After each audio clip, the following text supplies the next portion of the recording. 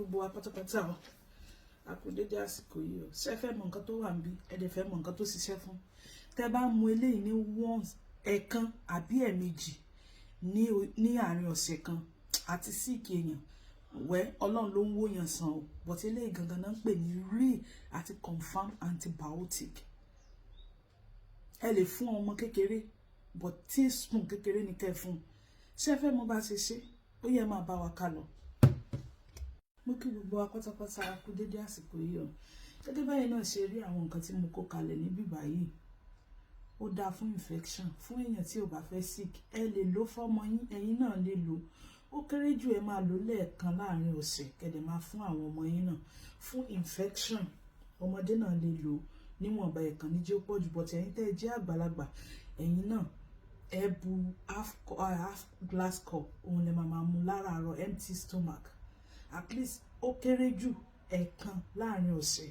ó dáa àwọn dókítà ní sọ eléyìí fún yín because eléyìí sìn fún infection tó bá wà nínú ara ẹ tọ́ dànù ni so ti yé òun lélẹ́yìí mo ní lemon àti lime bíbáyìí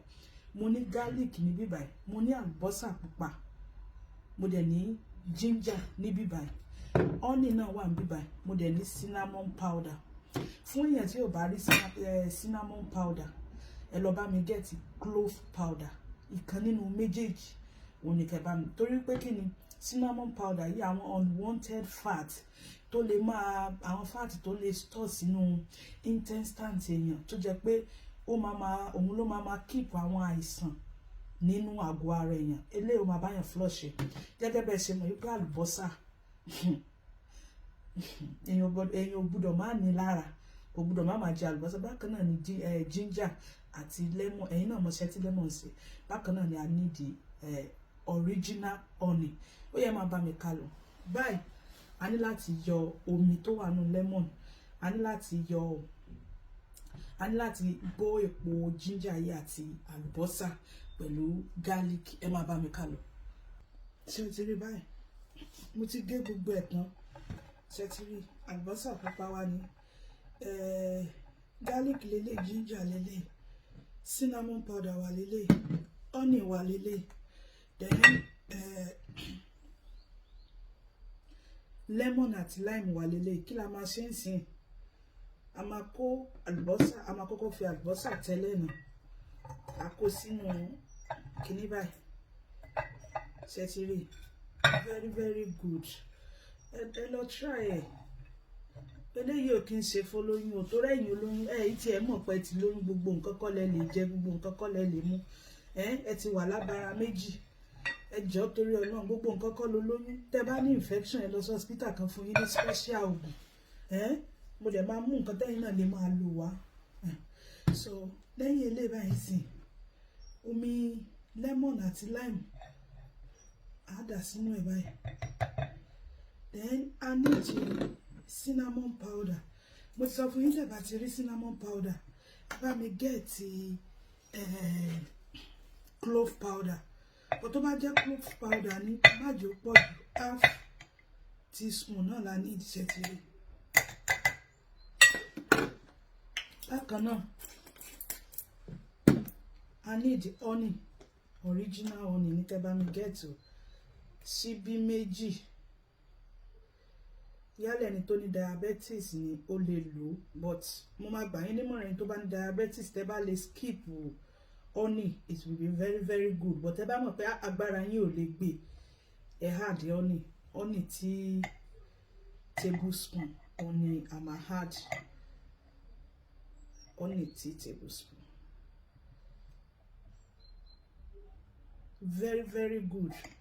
ó máa flush tó yẹ pé yín gan ẹ máa pè padà ẹ mọ̀ báwọn nǹkan táwa ń ṣe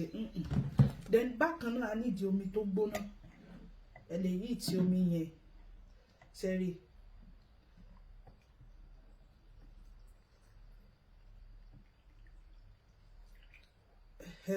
kẹ́kọ̀ọ́ sí nídèdè sáìsì tí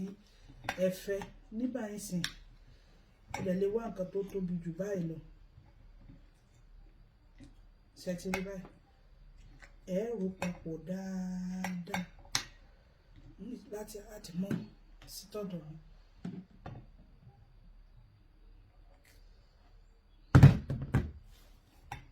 ṣe ti rí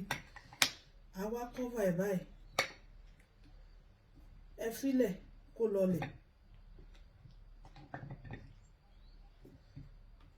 ẹ make sure pé ro dáadáa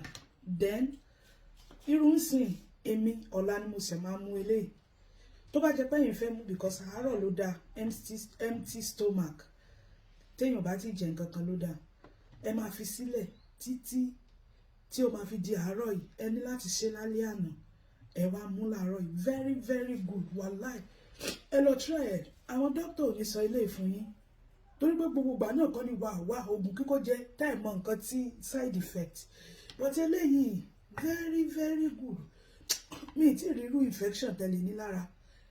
tẹ́ bá ti wá lò bẹ́ẹ̀ yẹn ẹ má sáré jẹun at least ẹ jẹ́ kó ṣiṣẹ́ lára yín like 1 hour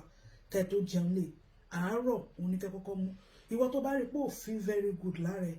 mú half glass cup ní every day fún 1 week ìwọ gan wàá yin Ọlọ́run lógo sotiye wọn ò ní sọ eléyìí fún yín eléyìí gangan náà ń pè ní original real antibiotic real sotiye ẹ ṣe báyìí kẹ́ cover ẹ kẹ́ fi sílẹ̀ but tẹ́ bá ti wá sí tẹ́ bá ti fẹ́ lò ẹ make sure pé ẹ tún rò ó papọ̀ ẹ lọ gbé síbì kan kó toró fúnra rẹ̀ rí o kò dẹ̀ kóró kò ń ṣe nǹkan tó kóró tẹ́ máa sọ pé àmì ò ní lè lò no